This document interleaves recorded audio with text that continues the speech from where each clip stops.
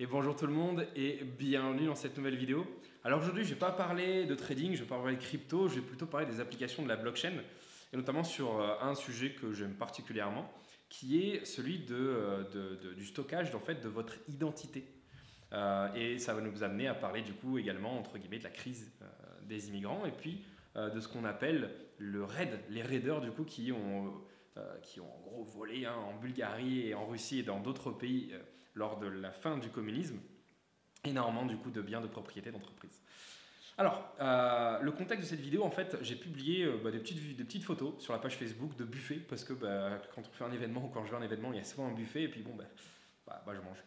Et puis, je vous avais dit qu'en gros, je parlais en quoi la blockchain et les technologies décentralisées sont en train de supprimer les brokers et les exchanges. En quoi est-ce que ça permettra de résoudre la crise du coup de l'identité des immigrés et des gens? En quoi ça permettrait également de résoudre la crise de la supply chain, qui est en fait la traçabilité des biens? Par exemple, là j'ai un t-shirt Zara. Quand je vais sur le site de Zara, ils me disent que mon coton n'a pas, respecte en gros les normes écologiques, j'ai pas embauché d'enfants, blablabla. Bon, c'est très bien.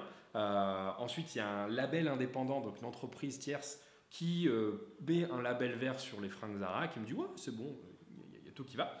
Et puis par contre, après, il y a des journalistes, donc je vous invite à regarder Cache Investigation, qui eux me disent un peu l'inverse. Est-ce que finalement, est-ce que je peux croire ces entreprises indépendantes qui mettent des labels éco-friendly, etc.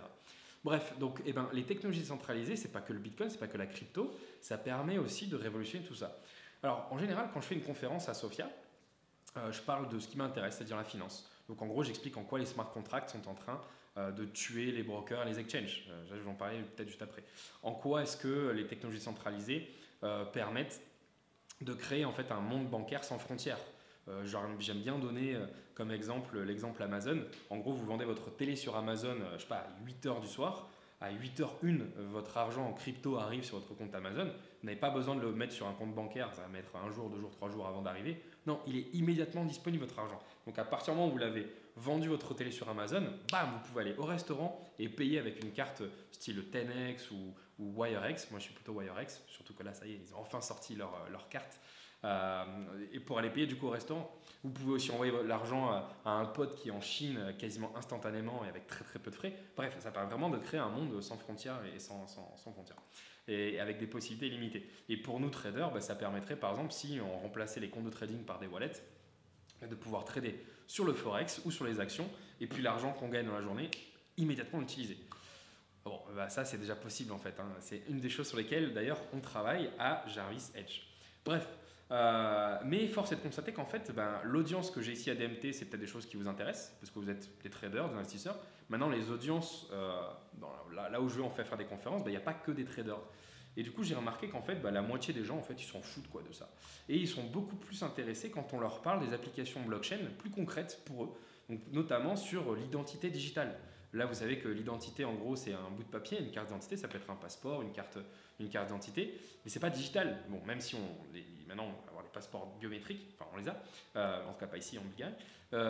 Et surtout, le problème, c'est que si demain la France est attaquée par des aliens ou par l'Espagne, et que l'Espagne décide de détruire tous les bâtiments administratifs et toutes les infrastructures de la France, j'ai plus d'identité. Comment est-ce que je fais pour prouver, quand je vais vivre ensuite au Venezuela, que je suis Pascal Talarida? J'aurai plus de papier et je ne pourrai pas appeler une ambassade ou la France pour prouver mon identité.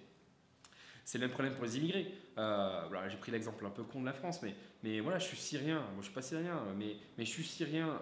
J'ai la guerre dans mon pays. Je décide du coup de sauver ma peau et d'aller offrir un meilleur futur, on va dire, à ma famille et puis à moi-même. Je décide du coup d'aller en Europe. Bam, je me fais arrêter du coup à la frontière italo-française, même avant. On me demande des papiers, je les ai pas. Les autorités françaises ne peuvent pas contrôler, ne peuvent pas savoir en fait qui je suis. Est-ce que je suis un terroriste dans mon pays? Est-ce que je suis quelqu'un qui est juste un père de famille, un ancien instituteur qui du coup arrive en France pour essayer d'améliorer mes conditions de vie? Je ne sais pas en fait. Et la France, elle ne peut pas contacter une ambassade ou qui que ce soit, c'est ultra compliqué. Et ça, c'est tout l'intérêt du coup de l'identité digitale et puis surtout des identités biométriques que les technologies centralisées permettent du coup de généraliser. Donc aujourd'hui, je vais vous parler de ça, puisque vous me l'avez demandé du coup sur Facebook, est-ce qu'on peut parler de ça? Donc dans cette vidéo, je vais vous parler de l'identité digitale. Dans une autre vidéo, je vous parlerai en quoi les smart contracts sont en train de tuer du coup les brokers et les exchanges. et en quoi ensuite la traçabilité des biens et des biens et des trucs, des biens et des matières premières va être révolutionnée également par les technologies décentralisées. Allez, du coup, première vidéo, on va parler, j'espère que le zoom et le focus est bon, on va parler du coup de l'identité digitale. Alors comment ça fonctionne? En fait, il faudrait que les États, et c'est en train d'être mis en place à Dubaï et puis dans d'autres pays, les États en fait fassent tourner leur base de données sur un modèle complètement décentralisé, mais qui ne soit pas interne en fait à l'État. C'est-à-dire qu'en fait, il faudrait que des copies de cette base de données soient disséminées un peu partout dans le monde. Alors ça peut être par exemple dans les différentes ambassades que ces États ont. Si on prend l'exemple de Dubaï, je ne sais pas s'il y a des ambassades de Dubaï, Qatari, bref, arabe. Mais imaginons du coup l'exemple de la France, allez, prenons l'exemple de la France. Il faudrait qu'en gros, lorsque l'on naisse et que l'on crée nos papiers d'identité, en fait, l'identité digitale ne soit pas sauvegardée uniquement sur les serveurs qui sont en France, je ne sais pas où d'ailleurs, mais il faudrait qu'en fait, les serveurs soient complètement décentralisés.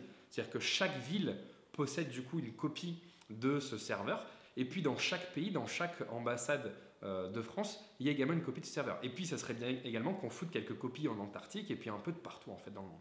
Ce qui permettrait que si demain la France ou les infrastructures de France sont complètement détruites, eh ben, mes données, qui je suis, ce que je suis, ben, ça puisse être sauvegardé et consulté assez facilement n'importe où dans le monde.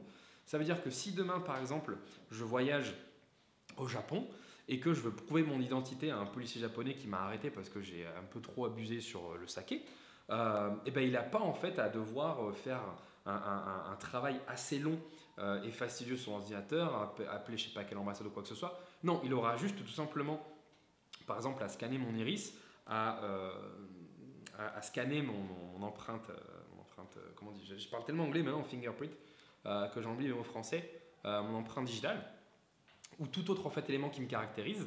Il peut aussi chercher mon nom ou tout simplement en fait, scanner mon visage et puis reconnaissance faciale. Hein, il peut être ça, là on vit dans le futur. Hein. Et du coup, il pourra contrôler qu'effectivement, j'existe bel et bien et quelle est mon identité. Et comme c'est sur le principe d'une blockchain, il est persuadé que ce n'est pas corruptible. C'est pas comme dans les films, vous savez, les films de James Bond et compagnie, où vous avez quelqu'un qui hack le serveur, je sais pas, d'une banque pour faire croire en fait à un employé que vous êtes quelqu'un d'autre. Par exemple, je sais pas, je me présente à un guichet, je dis voilà, je m'appelle James Connor. Le mec il regarde James Connor sur l'ordinateur et puis il voit une photo de Pascal Talarida. Ça c'est possible dans les films parce qu'il y a un hacker qui aurait hacké le serveur de la banque.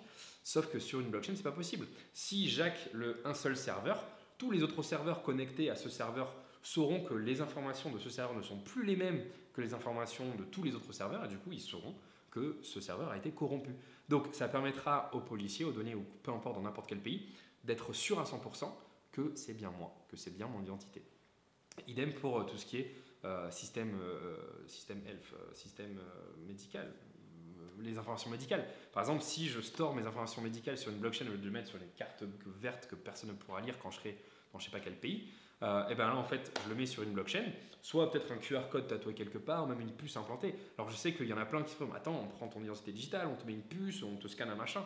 Ben ouais, mais on va y venir quoi. C'est-à-dire que si à un moment donné on veut stocker nos informations sur une blockchain, on va avoir besoin d'un point d'accès ultra sécurisé à ces informations.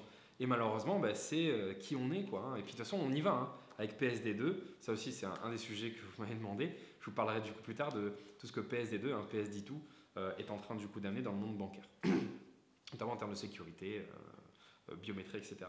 Donc voilà, ça c'est une application du coup de la blockchain pour l'identité digitale. Donc l'idée en fait est toute simple, c'est de stocker qui vous êtes, vos données, donc votre adresse, votre nom, votre prénom, et puis vos trucs médicaux sur une blockchain de manière à ce que ça ne puisse pas être détruit. Et comme ça, si vous êtes dans un pays en guerre, plus de soucis, pas de soucis, vous aurez quand même votre identité qui sera préservée.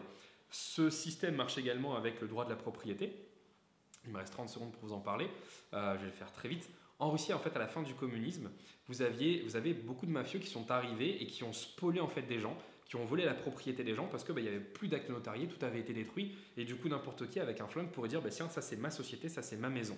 Et ça n'aurait pas été possible si tout avait été stocké dans une blockchain. Même l'État communiste n'aurait pas pu détruire ces bases de données puisqu'elles auraient été complètement décentralisées dans plein d'autres pays. Voilà. Il me reste du coup 10 secondes. J'espère que vous avez compris en quoi la blockchain peut révolutionner l'identité digitale et surtout le contrôle et le stockage du coup de qui on est.